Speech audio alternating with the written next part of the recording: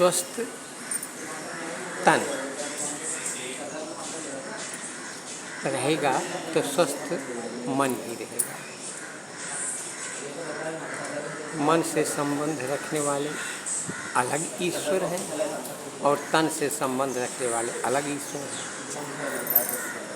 ये बहुत सारे ईश्वर हैं जिनसे ये शरीर चलती है। हमको कुछ भी कार्य करना होगा तो पहले दो चीज़ का ध्यान देना पड़ेगा। मेरी बुद्धि और विवेक सही काम कर रहे हैं कि नहीं, और मेरी वाणी सही है कि नहीं। दो चीज़ से पहले बुद्धि विवेक से वाणी काम कर रही है कि नहीं, इसका ध्यान करेंगे। तो इसके पहले उसका ध्यान करना पड़ता है। जो प्रातः उठते ही हमको सचेत करता है हमारी परंपरा, हमारे गुरुजन। उठना बैठना बोलना सिखाना सब कुछ कार्य है। तो इन तीनों को प्रणाम करके प्रणाम करना ये मन का काम है। तब मन सही रास्ते पर चलेगा। क्या करना चाहिए इसका ध्यान करता है। हम लोग ने विचार किया कि रामचंद्र जी को वनवास जाना हुआ, किससे नुकसान किसका किसका हुआ और फायदा किसका किसका हुआ। यद्यपि कि रामचंद्र जी एक साधारण मानव बन गए, उनकी माँ के प्रेम से उनके अंदर सद्बुद्धि आई। एक साधारण मानव मनुष्य थे, लेकिन व्यवहार ऐसा हुआ कि उनको लोग ब्रह्म तक जानने लगे। भगवान कह दिए, ब्रह्म है वो। इस संसार की हर जगह अगर रामायण को छोड़ दोगे तो भी देखने को मिलता है। माताओं के मन में हमेशा ये भावना रहती है कि मेरा बच्चा सुसंस्कृत हो, भले ही मेरा कम सम्मान करे, परंतु जगत में इसका नाम है और हर जगह है अच्छा व्यवहार करे। मगर ये गलती यहीं से प्रारंभ भी हो जाती है। बहुत अधिक प्रेम हो जाने पर अनायास ही जो चीज़ बहुत ज़्यादा हो जाती है, उस समय ये देवता, बुद्धि की देवता विवेक और वाणी की देवता सरस्वती, ये भी भूल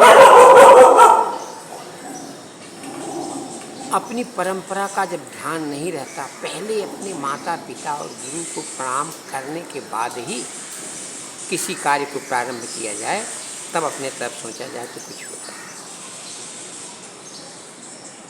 कौशल्या माता ने रामचंद्र जी को एक साधारण मानव बनाकर कहा कि हमेशा तुम मेरे पास बच्चे जैसे ही रहना। लेकिन मन में ये सोच रही थी कि इनका नाम बहुत हो, यश बहुत हो, जगत के मालिक हो जाएंगे। उनकी ये भावना रखती थी, सोचती थी, देखती रामचंद्र जी को तो सोचती थी ये तो जगत के मालिक है।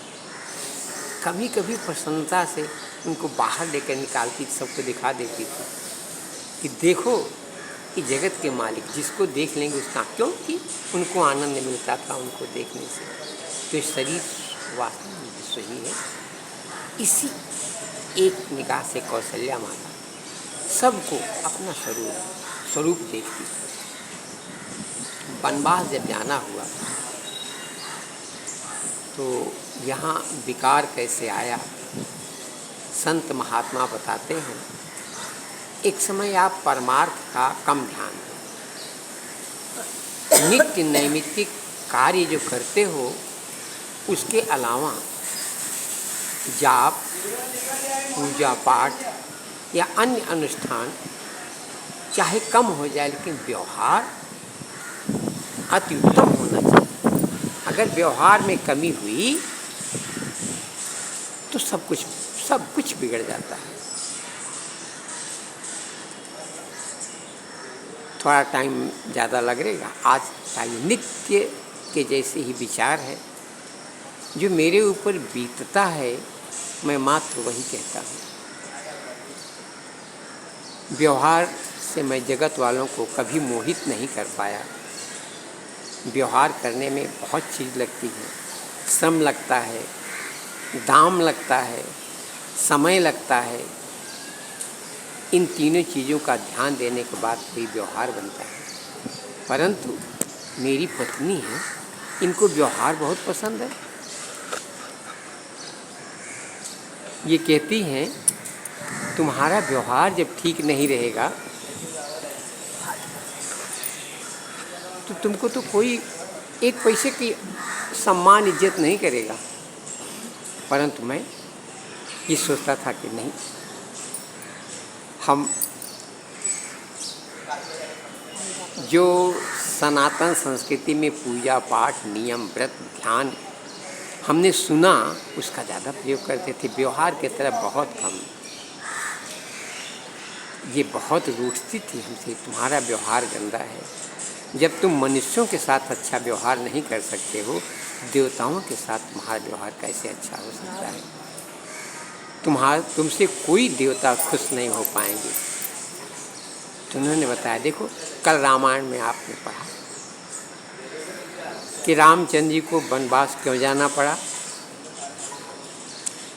जब ये सूचना मिली, उनकी ही दासी, कौशल्या की दासी आकर के कौशल्या माता को बताती है, कल भैया राजा रामचंद्र जी का राज्याभिषेक होगा और वो राजा बन जाएंगे। इतना सुनते ही कौशल्या भूल गई, जबकि वहाँ सुमित्रा भी थी, कैकेयी भी थी।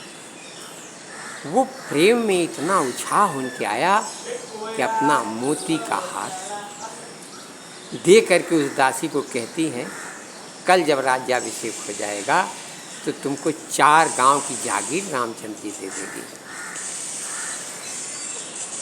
इतना जब उसको मिला तो प्रसन्नता से दासी थी, बहुत खुश हुई। जाने लगी तो जैसे ही थोड़ी देर जाती है तो मंथरा दिख जाती है। तो मंथरा से कहती है, देखी हमको देखो, मैं कौशल्या की दासी हूँ, ये हार मिला हमको और कल 4 गांव की जागीर मिल जाएगी, तुमको क्या मिला? इतना सुनते ही मंथरा का चित्त बिगड़ गया।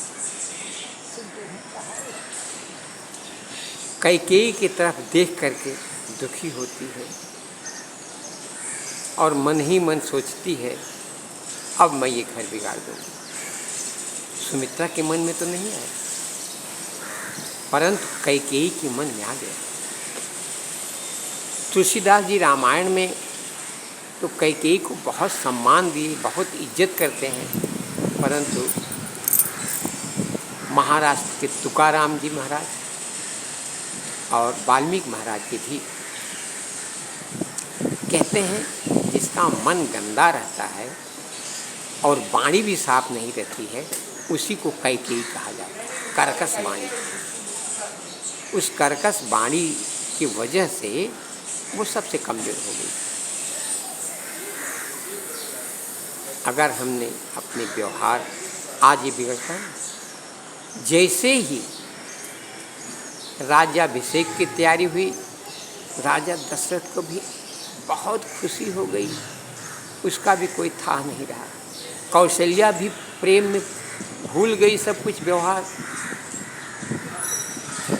ये कहाँ तक पहुँच गया? देवताओं को। ये तो बड़ा अत्याचार होगा।